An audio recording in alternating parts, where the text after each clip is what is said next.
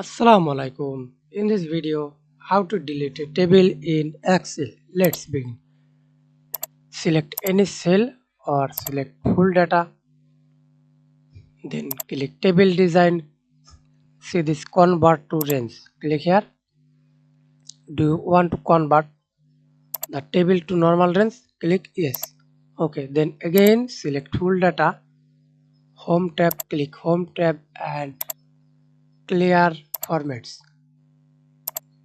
See this? Remove table and again select.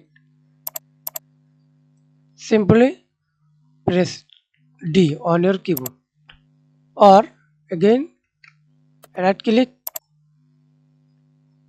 delete. Thanks for watching video. Please like, comment, share and subscribe to my channel.